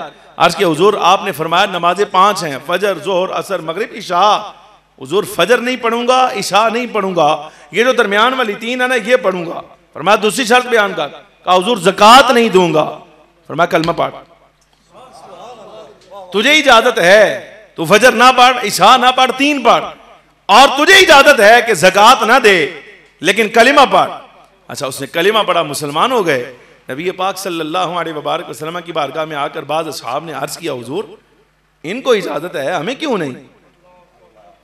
اس لیے نہیں کہ وہ شاید نمازوں سے جان چھڑا رہے تھے، یہ عقیدہ بیان کرنے کے لیے سمجھو، وہ نمازوں سے جان چھڑانے والے نہیں تھے میرے بھائی۔ انہوں نے حضور پر نور سید العالمین صلی اللہ علیہ وسلم سے یہ مسئلہ اس لیے پوچھا تاکہ ساری کائنات کے ہر اس بندے کو معلوم ہو جائے جو سرکار کے بارے میں یہ عقیدہ رکھے کہ حضور کچھ نہیں کر سکتے۔ صرف یہ بیان کرنے کے لیے انہوں نے حضور سے پوچھا یا رسول اللہ یہ اجازت صرف ان کو ہے یا ہمیں بھی ہے؟ فرمایا کہ میرا ذاتی اختیار ہے، اختیار سے کہہ رہا ہوں، کسی کو اجازت نہیں، اس کو اجازت ہے، یہ ظہر نہ پڑھے، عشاء نہ پڑھے، لیکن اے اصحاب تمہارے ذمہ رہا یہ بات یاد رکھنا، سال نہیں گزرے گا یہ دیکھنا خود 5 نمازیں بھی پوری پڑھا کرے گا، زکوٰۃ بھی اگلے سال میرے کہے بغیر لا کر میرے پاؤں میں رکھے گا۔ یہ فرق ہے کہ نہیں؟ اصحاب کے کلمہ پڑھنے میں اور آپ کے میرے کلمہ پڑھنے میں اس مسئلے کو سمجھے بڑا فرق ہے۔ آپ دیکھیں کہ جن کے کلمہ پڑھنے کے لیے نبی علیہ السلام نے معجزات ظاہر کیے ہیں، آپ کے لیے میرے لیے آئے ہی کچھ نہیں۔ آپ کے میرے کان میں اذان کی آواز پڑی ہے، ماں باپ نے پڑھا دیا، بے مسیح اس بارہ پڑھنے جانا تو اس بارہ پڑھنا شروع کر لیا، 6 کلمے مولوی صاحب نے امام صاحب یاد کرا چھڑے تو ہی پڑھنے شروع کر لے، تو ہن نمازوں کے بارے 10 جب فرض ہے تم نے پڑھنی شروع کر دیں۔ یار فرق سمجھو، تم مسلمان ماں باپ کے گھر میں پیدا ہوئے، تمہارے لیے تو آئے ہی کچھ نہیں، اس کے باوجود تم پھڑ پھڑاؤ اور کو بندہ گالیاں دے ان لوگوں کو جن کے مسلمان ہونے کے لیے سرکار نے معجزات دکھائے ہیں۔ یعنی قدرت کا اصول بدلا ہے نبی پاک صلی اللہ علیہ وبارک وسلم نے. کو بندہ ان کو گالیاں دینا شروع کر دے, شرم آنی چاہیے ایسے بندے کو, اپنا قد کاٹ دیکھنا چاہیے کہ کیا باتیں کر رہا ہے, کن کے بارے میں کر رہا ہے. یہ تعمیر شخصیت کا پہلا حصہ ہے. گرامی قدر حاضرین, انتقامی کاروائی, انتقامی قوت ہونے کے باوجود انتقام نہ لینا, یہ ہمارے آقا و مولا صلی اللہ علیہ وسلم کا ایک اسوہ ہے. ایک مثال اور سنیے, یہ بڑا طویل موضوع ہے, میں ختم کرنا بس کافی ہو گیا ہے. ایک مثال اور سماعت فرمائیے, بات ختم. فخر عالم صلی اللہ علیہ وبارک وسلم جس وقت مدینہ منورہ میں تشریف لائے تو امام الانبیاء صلی اللہ علیہ وبارک وسلم کے دشمنوں میں ایک بڑا ترگڑا دشمن تھا, ایک بڑا ترگڑا دشمن. وہ کلمہ بھی پڑھتا تھا, ظاہر حال میں کلمہ بھی پڑھتا تھا, اندر سے پکا منافق تھا. یعنی زبان سے نبی علیہ السلام کے ساتھ اور دل سے گرامی قدر حاضرین پکا کافر, کافروں کے ساتھ. حال یہ ہے, آپ اندازہ کیجئے سرکار احد کی طرف جا رہے ہیں, 250 بندہ لے کر وہاں سے پیچھے ہٹ گیا, میں لڑتا ہی نہیں. توجہ ہے یار, بور تو نہیں ہو رہے تسی؟ او چلو شکر ہے, سبحان اللہ, یعنی سن رہے یار, پوچھنا بنتا ہے نا تواڈے کولو یار, ایویں تسی کہو نا. دیکھو باز بھی ہوتا ہے نا تو اس وقت تک ہوتا ہے, یہ شرط ہے, مشکات کی روایت ہے, جب تک سامع اکتا نہ جائے. لیکن میں پوری کوشش کروں گا انشاءاللہ تعالیٰ آپ کے اکتانے سے پہلے بات ختم کر دوں گا, چھوڑ دوں گا. گرامی قدر حاضرین, آپ یہ دیکھیے گا کیسا اس کا دلیرانہ عادت تھی کہ 250 بندہ لے کر نبی علیہ السلام کی صف سے باہر نکل گیا, میں لڑتا ہی نہیں. جب احد کے بعد, احد میں جو آزمائش آئی, وہ سارے معاملات, 70 صحابہ کرام شہید ہو گئے, جو اہل اسلام پر کیفیت گزری, وہ سب کے بعد اگلا جمعہ آیا, اویو بے ایمان مسجد نبوی کھڑے ہو کے نبی علیہ السلام دی شان دے بارے خطبہ پڑھنا شروع ہو گئے.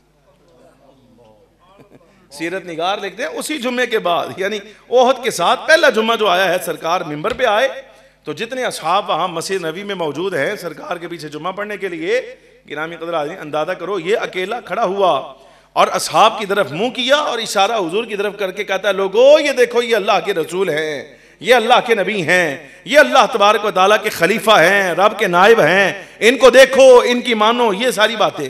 حضرت عمر رضی اللہ تعالیٰ عنہ جلال آیا, فرمایا بڑا خبیث آدمی ہے تو, شرم ہی نہیں آندی تن. بھئی عملی اقدام کی باری آئے تو 250 بندہ لے کر پیچھے ہٹ جائے اور کافروں والی بولیاں بولے, اور یہاں جمعے میں بیٹھے تو یہاں جو ہے وہ نبی علیہ السلام کی شانیں بیان کرے. بس زبان کی بھی کوئی حد ہوتی ہے, کنیا زبان تیرے منہ جو ہے. بھئی یہ حالت اس بندے کی. لیکن آپ نبی علیہ السلام کا اسوہ دیکھیں, اللہ اکبر. صاحب تفسیر نصفی لکھتے ہیں, وَلَا تُصَلِّ عَلَىٰ أَحَدٍ مِّنْهُمْ مَاتَ أَبَدًا وَلَا تَقُمْ عَلَىٰ قَبْرِ, اس آیت کے ضمن میں. ویسے حدیث کی کتابوں میں, تفسیر کی تو ہر کتاب میں یہ مسئلہ لکھا ہے. یہ مرنے کا وقت جس وقت اس کا آیا نا, جب مرنے لگا اس پر, تو نبی پاک صلی اللہ علیہ وبارک وسلم کے بارے میں اپنے بیٹے, وہ کامل الایمان صحابی رسول تھے, ان کا نام بھی عبداللہ تھا, اس کے بیٹے. قدرت کا نظام ہے, یخرج الحی من المیت و یخرج المیت من الحی. قرآن عزیز کہتا ہے یہ اللہ کی شان ہے, مردے سے زندہ پیدا کرتا ہے, زندہ سے مردہ پیدا کرتا ہے. باپ عبداللہ بن ابی جیسا ہو اور بیٹا عبداللہ جیسا, یہ بھی قدرت کا انتظام ہے. اور باپ عامر الفاسق جیسا ہو, بیٹا غسیل ملائکہ حضرت حنظلہ جیسا. والذین اتخذوا مسجدا ضرارا وکفرا وتفریقا بین المؤمنین وارصادا لمن حارب اللہ ورسولہ من قبل ولا یحلفن ان اردنا الا الحسنى واللہ یشہد انہم لکاذبون. رب العالمین جنہیں جھوٹا کہہ رہا ہے, حضور نے جسے فاسق کہا, نام ابو عامر, بیٹا اس کا غسیل ملائکہ جس کو فرشتوں نے غسل دیا ہے, حضرت حنظلہ رضی اللہ تعالی عنہ. چلو یہاں بھی ایک مسئلہ تمہاری نظر کو شاید ہو سکتا ہے, آپ اس حقیقت کو سمجھیں. باپ رئیس المنافقین ہو, بیٹا کامل الایمان صحابی, تو بتائیے باپ کی کرتوتیں بیٹے پر پڑیں گی؟ زندہ رہنا. باپ ابو عامر الفاسق جیسا بندہ, قرآن اس کے مخالف, نبی پاک صلی اللہ علیہ وبارک وسلم اسے فاسق, نافرمان کہیں, بے ایمان کہیں, اور بیٹا حضرت حنظلہ غسیل ملائکہ, فرشتے آگے غسل دے رہے ہیں, یہ اس کی پاکی کا عالم ہے. آپ اندازہ فرمائیے, تو باپ کا فسق بیٹے پر پڑا. مطلب یہ قدرت کا انتظام ہے کہ یہاں زندہ سے مردہ اور مردہ سے زندہ, یعنی کافر سے مسلمان اور مسلمان سے کافر پیدا ہوگا. تو اگر عبداللہ بن ابی رئیس المنافقین کا کیا حضرت عبداللہ کامل الایمان صحابی رسول پہ نہیں پڑتا, تو پھر یزید کا کیا امیر معاویہ پر کیسے پڑے گا؟ مسئلہ سمجھ آ رہا ہے کہ نہیں آ رہا؟ یارہ کو تفریق کرنی چاہیے, دیکھنا چاہیے. سمجھ آ رہی کہ نہیں آ رہے؟ مسئلہ دیکھنا چاہیے، منصب دیکھنا چاہیے، شخصیت دیکھنی چاہیے. نبی کتنا پیارا جملہ صاحب فتاوی بزازیہ نے لکھا. صاحب فتاوی بزازیہ حنفی علماء میں سے بہت بڑا عالم ہے، 4 جلدوں پر ان کا فتویٰ ہے. میں نے جس وقت کتاب الارتداد پڑھا، میرے قبلہ لطف لینا، اگر تو زندہ ہو نا تو سبحان اللہ لطف آ جائے گا اس جملے دا جڑا انہاں پڑھ چھڑیا ہے. یہ اہل سنت کا موقف ہے. صاحب فتاوی بزازیہ سے سوال ہی یہ ہوا بھئی یزید نو کوئی معافی نہیں، حضرت امیر معاویہ نو معافی ہے، کیوں؟ مسئلہ سمجھنا نا نا نا اے تو تہاڈا جواب ہے نا، میں صاحب فتاوی بزازیہ دا جواب دے رہے ہیں، وہ سنو او لطف والا ہے. اے ویسے سبق بڑا ڈاڈا ہے، این یاد رکھنا ہے، صحابی رسول ہے، اے یاد رکھنا ہے. لیکن جو صاحب فتاوی بزازیہ نے کہا ہے، فقہا نے، وہ جملہ ہی الگ ہے. سوال ہوا آپ کی خدمت میں، بھائی یزید بیٹا ہے، باپ امیر معاویہ ہے، یہ عجیب تمہارا نظریہ ہے، بیٹے کو معافی دیں دے کوئی نہیں اور باپ کے بارے میں تم کو سنتے کچھ نہیں، کیوں؟ اس کی وجہ کیا ہے؟ صاحب فتاوی بزازیہ نے جواب دیا، انہوں نے فرمایا اس لیے کہ جب مکہ فتح ہوا، سرکار داخل ہوئے نا مکہ مکرمہ میں، تو سرکار نے اعلان فرمایا کہ جو ابو سفیان کے گھر میں داخل ہو جائے اس کو معافی ہے. جملہ سننا، فرمایا امیر معاویہ جو کہ موجود تھے وہ اس گھر میں داخل ہو گئے اس لیے معافی ہے. یزید تھا نہیں، داخل ہوا نہیں، لہذا معافی بھی کوئی نہیں ہونا دے. نعرہ تکبیر، نعرہ رسالت، نعرہ تحقیق، نعرہ حیدری، تاجدار ختم نبوت، ہر صحابی نبی. اے بڑے لطف والی بات ہے. یہ صاحب فتاوی بزازیہ کتابی باتیں ہیں یہ ساری کی ساری. گرامی قدر حاضرین، یہ عقیدہ اہل سنت و جماعت ہے، ستھرا صاف عقیدہ، ہر شے طے شدہ. آپ اور میں جس زمانے میں آئے ہیں ہمیں تو تحقیق کی ضرورت نہیں ہے بھائی. آپ کو کس نے کہا ہمیں تحقیق کرنی ہے؟ یہ تحقیق کا نہیں، تسلیم کا دور ہے. 1400 سال کے بعد بھی اگر کوئی مذہب کہے کہ ہم نے تحقیق نہیں کرنی ہے تو شرم آنی چاہیے ایسے بندے کو. بس 1400 سال والے پیچھے کیا کرتے رہے ہیں اگر تم نے آج آگے تحقیق کرنی ہے تو؟ یہ دور تحقیق کا نہیں، یہ تسلیم کا دور ہے. یہی وجہ ہے کہ ہمارا پورے پاکستان میں نعرہ ہے، جو بندہ تسلیم کا نعرہ لگائے گا سر آنکھوں پر رکھا جائے گا، اور جو بندہ کہے گا کہ میں اس لیے مسئلے میں تحقیق کروں گا، اللہ کی قسم سید ہونے کے ناطے کہہ رہے ہیں اس کو الٹا کر دیں گے ہم اس بندے پہ. تحقیق کا دور ہی نہیں بھائی.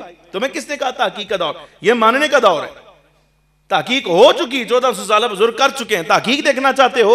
امام اعظم ابو حنیفہ نے کر دی ہے، امام شافعی نے کر دی، امام مالک نے کی ہے، امام احمد ابن حنبل نے کی ہے، محدثین نے کی ہے، مفسرین نے کی ہے، فقہاء نے کی ہے، صوفیاء بزرگان دین کر گئے ہیں. تم کسی باغ کی مولی نہیں. تم اس زمانے میں آگر کہو بے تحقیق میں کروں گا. آپ تم سے پوچھ لیا جائے تمہاری تحقیق کا منبع کیا ہے؟ Mobile, social media, engineer, professor, motivational speaker. بھئی قرآن حدیث تمہارے پلے کچھ ہے تو کہیں گے آیت نمبر فلانی، حدیث نمبر فلانی. میں نے ایک نے کیا آندہ ہے کہ تاڑے نال مناظرہ کرنا ہے، مدرسے ہوتے اپنے مدرسے سے. میں کہا یارا میں مناظرہ ہے ہی نہیں. تن کہ نے کیا میں مناظرہ، میں دے عام آدمی ہاں، طالب علم میرے نال کدا مناظرہ کرنی ہے، تاڑے نال گل کرنی ہے. تو پورے پاکستان تھوڑے اشتہار لگے پہ. میں کہا جی بسم اللہ، کس موضوع پہ گل کرنی؟ موضوع اس نے بتایا. میں نے کہا حدیث پڑھو، جو موقف تمہارا ہے حدیث پڑھو. رفع یدین پر کہتا تھا بات کرنی. میں کہا حدیث پڑھ. کہاں سے پیش کرے گا؟ کہنے لگا بخاری شریف. میں کہا پڑھ. کہتا حدیث نمبر بخاری شریف جلد 1 حدیث نمبر 10. مزے والی بات سننا ذرا. کہنے لگا بخاری شریف جلد نمبر 1 اور حدیث نمبر 10 یعنی 1010. میں کہا میں اللہ کی قسم اٹھانے کے لیے تیار ہوں، 10 حدیث ہے ہی نہیں، اللہ دی قسمیں نہیں ہے. کہنے لگا میں نکال کے دکھاؤں گا. میں کہا میں کہہ رہا ہوں تو میرے جملے تے غور کر. میں طلاقہ دی قسم چکان ہستے تیار ہاں، طلاقہ دی قسم چکان ہستے تیار ہاں کہ 10 حدیث ہے ہی نہیں. اور خدا کے بندے حدیث ہوتی ہے قال رسول اللہ صلی اللہ علیہ وسلم، یہ حدیث ہوتی ہے. حدیث ہوتی ہے الا اصلی بکم صلاۃ رسول اللہ صلی اللہ علیہ وسلم، یہ حدیث قرار پاتی ہے. یہ بتا کس محدث سے تو نے پڑھا ہے 10 میں بیان کرنے لگا؟ میں کہا بس اور مناظرہ کرنا ہی اتنے کافی. عجیب دور آ گیا. میں اس لیے کہہ رہا ہوں یہ سبق ہے میرا ساری زندگی یاد رکھنا بھائی. تحقیق ہو گئی، ہمارے بزرگوں نے کر دی ہے. مسئلہ سمجھیے دوبارہ آئیے. یہ درمیان میں چلتی ہیں باتیں، تحقیق تفتیش کی مسائل ایسے ہی بیان ہوتے ہیں. گرامی قدر حاضرین، جب عبداللہ بن ابی رئیس المنافقین کی موت کا وقت آیا، مرنے کا وقت، تو اپنے بیٹے کو بلایا اور بلا کر پاس کہا میری وصیت ہے، نصیحت کہ جب میرا انتقال ہو جائے تو نبی پاک صلی اللہ علیہ وبارک وسلم کی بارگاہ میں جانا اور جا کر عرض کرنا میری وصیت ہے عرض کرنا کہ حضور میرا جنازہ آپ پڑھائیں اور آپ نے اپنا قمیص مبارک مجھے بطور کفن کے دینا ہے. یہ وصیت کر گیا رئیس المنافقین. آپ اندازہ کیجئے نبی پاک صلی اللہ علیہ وسلم کا اتنا بڑا مخالف یار تسی سمجھو اس بات نو کہ میدان میں اگر دشمن عاجز آ جائے اس کے بعد آخری حربہ ہوتا ہے عزت خراب کرنے کا. وَلِلَّهِ الْعِزَّةُ وَلِرَسُولِهِ وَلِلْمُؤْمِنِينَ. عزتوں کے مالک حضور ہیں. تو جو بندہ حضور کی عزت پر ہاتھ ڈالے آپ سمجھیں گے کہ کتنا بڑا مجرم ہوگا وہ. یعنی عبداللہ بن ابی رئیس المنافقین حضرت ام المؤمنین سیدہ عائشہ صدیقہ پر تہمت لگانے کی ابتدا اس بندے نے کی, رئیس المنافقین نے. اتنا بڑا دشمن. لیکن جب مر گیا, مرنے کا وقت آیا تو کہنے لگا میری حضور سے یہ وصیت ہے کہ میرا جنازہ بھی حضور پڑھائیں اور مجھے اپنی قمیص مبارکہ میں کفن بھی دیں. فخر عالم صلی اللہ علیہ وسلم کی بارگاہ میں حضرت عبداللہ اس کے بیٹے آئے اور آ کر کہا کہ حضور باپ مر گیا ہے لیکن وہ وصیت کر گیا تھا کہ قمیص آپ نے بطور کفن کے عنایت کرنی ہے اور جنازہ بھی پڑھانا ہے. فخر عالم صلی اللہ علیہ وسلم نے حامی بری فرمایا ہاں میں اپنا قمیص بھی بطور کفن کے دوں گا اور جنازہ بھی اس کا خود پڑھاؤں گا. سبق دیکھیں, یہ صرف اتنی بات پڑھانے کے لیے, اتنی بات بتانے کے لیے صرف یہ جملہ سمجھیے گا کہ یارا کوئی رشتہ داروں میں آپس میں کوئی مسئلہ ہو جائے, بہن بھائیوں میں مسئلہ ہو جائے تو یہ جو اعلان کر دیتے ہیں نا فلانا میرے جنازے نہ آئے, یہ نبی علیہ السلام کی سنت کا طریقہ نہیں, حضور کی سیرت کا طریقہ نہیں ہے. یہ فلانے نے میرا منہ نہ دکھانا, این میری چارپائی نو ہاتھ نہ لگان دینا, این نہ کرنا, این نہ کرنا, میرے جنازے پر نہ آئے. اس طرح کی بات نبی پاک صلی اللہ علیہ وسلم کی سیرت کے خلاف ہے. سمجھ آ رہی کہ نہیں آ رہی؟ اب آپ دیکھیے ادرا کہ فخر عالم صلی اللہ علیہ وبارک وسلم نے جب حامی بری ہو گیا سارے معاملات, جب اس کی جنازہ تیار ہوا آ کر سرکار سے کہا گیا, حضور کھڑے ہوئے تو حضرت سیدنا فاروق اعظم رضی اللہ تعالی عنہ نے یہاں سے دامن پکڑا, حضور کا قمیص پکڑ لی اور کہا یا رسول اللہ آپ اس منافق اعظم کا جنازہ پڑھائیں گے؟ نبی علیہ السلام سے عرض کہ حضور جس نے تاریخ اسلام میں آج تک کوئی موقع نہیں چھوڑا اسلام دشمنی کا اور آپ کی عزت کو خراب کرنے کا, حضور آپ اس کا جنازہ پڑھائیں گے؟ تو تاریخ الخلفاء میں تفاسیر میں آپ اٹھائیے, یہ جملہ درج ہے. نبی علیہ السلام نے دامن پکڑ کے حضرت عمر رضی اللہ تعالیٰ سے کھینچا اور کھینچ کر کہا ہاں عمر میں اس کا جنازہ پڑھاؤں گا, اس لیے کہ مجھے اللہ نے اختیار دیا ہے. جنازہ اس لیے نہیں پڑھاؤں گا کہ اس کا پڑھا رہا ہوں, بلکہ لوح محفوظ پر اللہ نے نظر دی ہے, وہاں مجھے یہ بتایا گیا ہے, دکھا دیا گیا ہے کہ اگر میں نے اس کا جنازہ پڑھایا تو یہ تو مر گیا ہے, واصل جہنم ہوا, اپنے انجام کو پہنچا. نیرا اس کا جنازہ پڑھانے سے لوح محفوظ پر میں نے نگاہ کی ہے, دیکھا ہے کہ اگر میں نے اس کا جنازہ پڑھایا تو اس کے پیچھے بیٹھنے والا 1000 منافق نیرا جنازہ پڑھانے سے مسلمان ہوگا. جنازہ اس کے لیے نہیں پڑھاؤں گا, اس 1000 بندے کے لیے جنازہ پڑھاؤں گا جو یہ منظر دیکھ کر میرا کلمہ پڑھ کے میری غلامی میں شامل ہو جائے.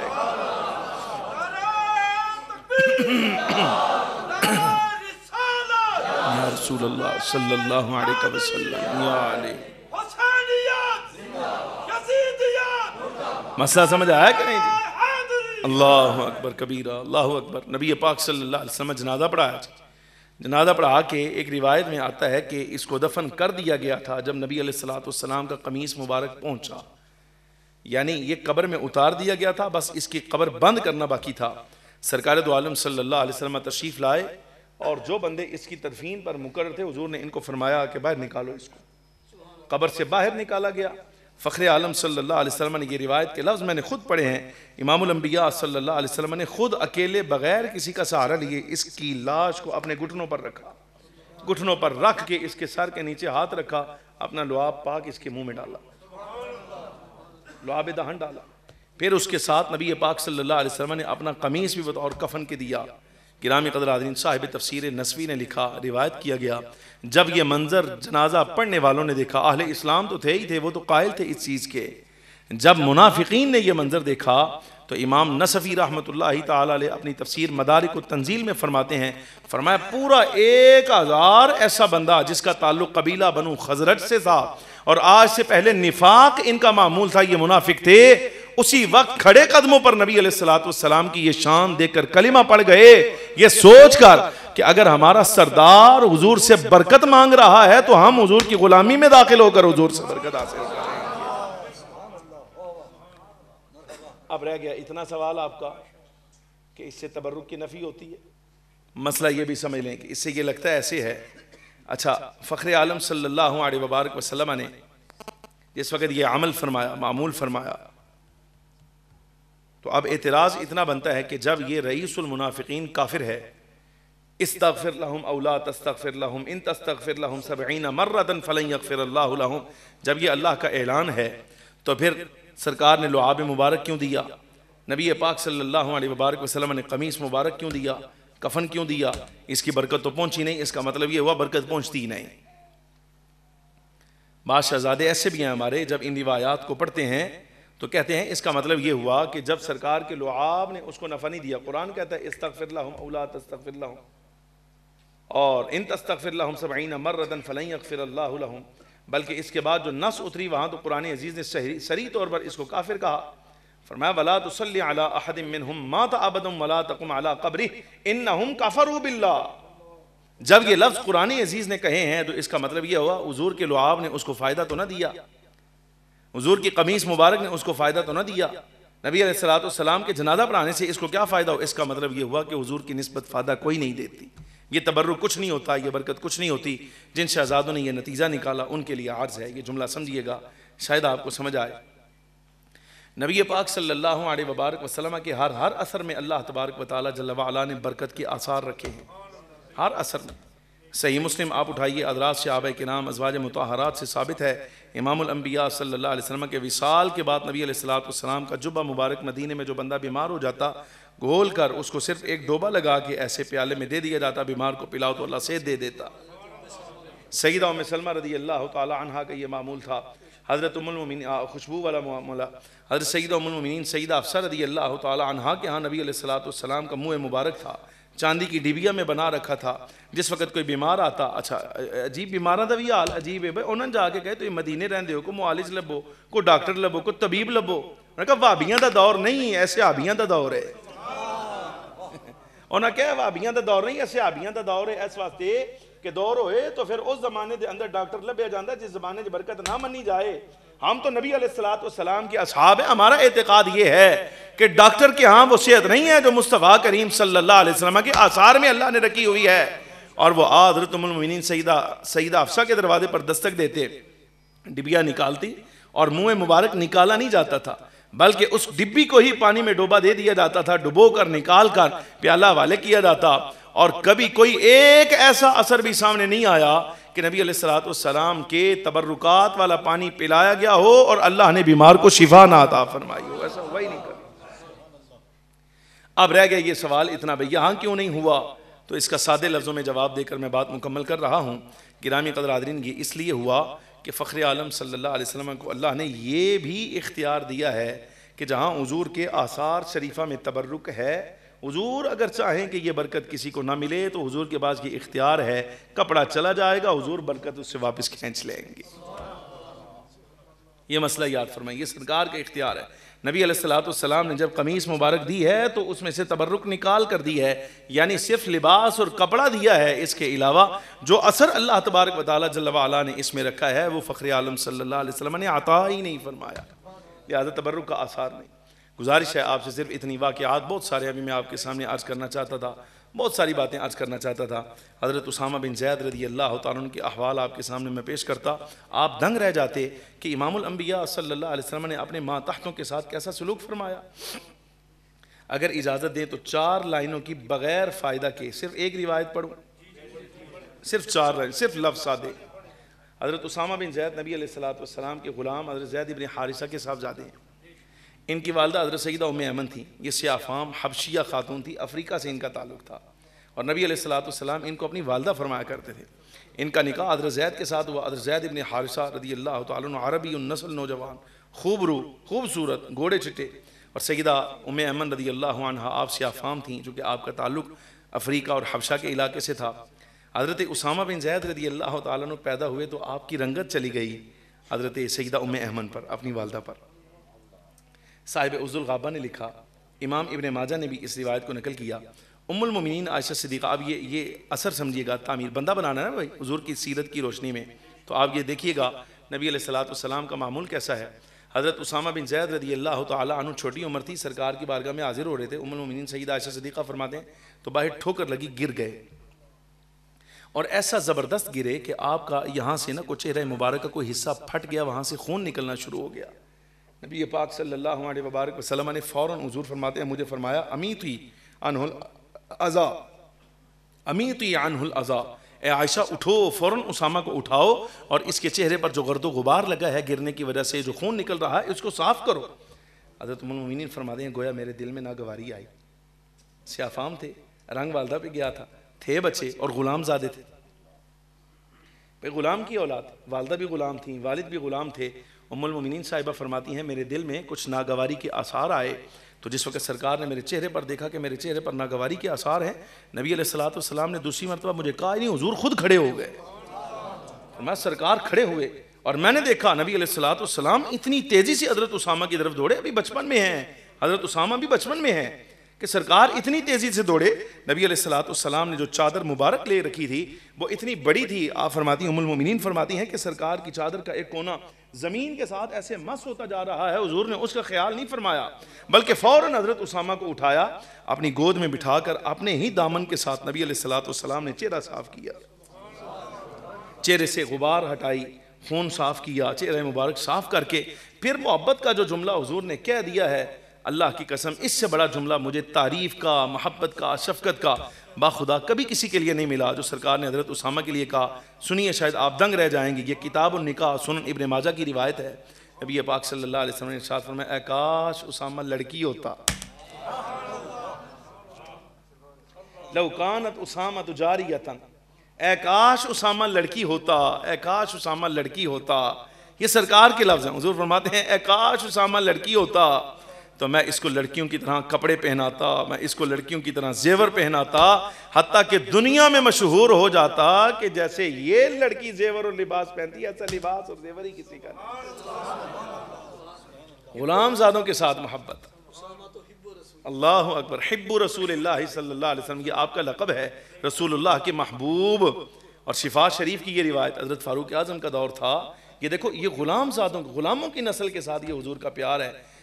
قاضی ایاز مالکی رحمۃ اللہ علیہ شفا شریف میں لکھتے ہیں حضرت عمر رضی اللہ عنہ کا دور تھا، آپ مسجد میں بیٹھے تھے، نماز وغیرہ ہو چکی تھی، حضرت عمر سے آگے ایک نوجوان بیٹھا تھا، بڑا خوبصورت لباس، انتہائی خطرہ لباس، میں کبھی کبھی اس لباس کے بارے میں سوچتا ہوں تو میں دنگ رہ جاتا ہوں کہ کیسا وہ لباس ہوگا اور کیسا منظر، سرکار کا دور، خلیفہ حضرت امیر المومنین فاروق اعظم رضی اللہ تعالیٰ عنہ، جوان آگے بیٹھا ہے، نو عمر ہے، کھڑا ہوا نا وظائف وغیرہ نماز کے بعد وظائف اوراد کر کے تو کھڑے ہو کے یہ چادر ہوتی ہے نا تو ایسے جھاڑی، وہ جھاڑنے سے جو آواز پیدا ہوئی نا، حضرت فاروق اعظم رضی اللہ عنہ مسجد نبوی میں ادب کا بڑا خیال رکھتے، بہت خیال رکھتے تھے، تو آپ نے فوراً ایک کنکر اٹھایا، دور حضرت عبداللہ ابن عمر بیٹھے تھے، ان کو نا کنکر مارا، انہوں نے دیکھا نا تو فرمایا اشارہ کر کے بلایا، پاس بلا کے نا تو کان میں پوچھا اے منڈا کون ہے، آسان اے منڈا کون ہے، فرمایا حضور یہ محمد بن اسامہ بن زید ہے،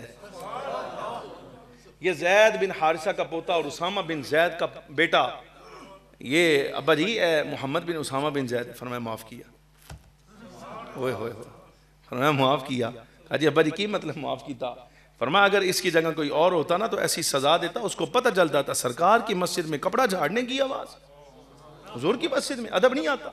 اچھا یہ جملہ کہا نا جس وقت، تو اس کے بعد کہا کہ اچھا اگر کوئی اور ہوتا تو اس کو جھاڑ، ان کو کیوں نہیں، فرمایا ان کو کیوں نہیں، یہ بیٹا پوچھ رہا حضرت عبداللہ ابن عمر رضی اللہ تعالیٰ عنہ، ان کو کیوں نہیں، فرمایا عبداللہ تجھے نہیں معلوم، میں نے دیکھا ہے حضور اس کے باپ کے ساتھ بڑی محبت فرماتے تھے، کیسی محبت فرماتے تھے، کہا میں نے اپنی آنکھوں سے یہ منظر دیکھا ہے، نبی پاک صلی اللہ علیہ وسلم اسامہ بن زید حضور کی گود میں ہوتے، نبی علیہ السلام خود اپنے صافے سے اسامہ بن زید کا ناک پہنچا کرتے تھے، حضور اتنی محبت ان سے فرماتے تھے، اور اگر کوئی بندہ آگے بڑھتا نبی علیہ السلام کو یہ کہنے کے لیے حضور ہم کر دیتے ہیں تو حضور قبول نہیں فرماتے تھے، اتنی محبت حضور فرماتے تھے۔ آج اس لیے چھوڑ رہا ہوں باخدا یہ بعد میں پیدا ہوا ہے، یہ تابعی ہے، یعنی سرکار کا دور انہوں نے دیکھا نہیں ہے، نام محمد ہے، لیکن میں قسم اٹھا کر کہتا ہوں اگر یہ حضور کے زمانے میں پیدا ہوتا تو اللہ کی قسم حضور اس کے ساتھ بھی ویسی ہی محبت فرماتے جیسے اس کے باپ اسامہ بن زید کے ساتھ حضور محبت فرمایا کرتے تھے۔ گرامی قدر حاضرین، غلام زادوں کے ساتھ محبت، نبی پاک صلی اللہ علیہ وسلم غلاموں کی اولاد کے ساتھ ایسی محبت، یہ فخر عالم صلی اللہ علیہ وسلم کا اسوہ ہے۔ حضور کی سیرت پڑھیے گرامی قدر حاضرین، اس سے کامل سیرت اور کوئی نہیں اللہ تبارک و تعالیٰ نے رکھی۔ دعا فرمائیے اللہ تبارک و تعالیٰ جل وعلا تعمیر سیرت النبی صلی اللہ علیہ وبارک وسلم کی روشنی میں ہمیں اپنے کردار کی تعمیر کی توفیق عطا فرمائے، اور جو کچھ میں نے آپ کے سامنے عرض کیا ہے برکت کے لیے اللہ دنیا آخرت میں ہمیں اس پر عمل کرنے کی توفیق عطا فرمائے، اس کو اپنی بارگاہ میں قبول فرمائے۔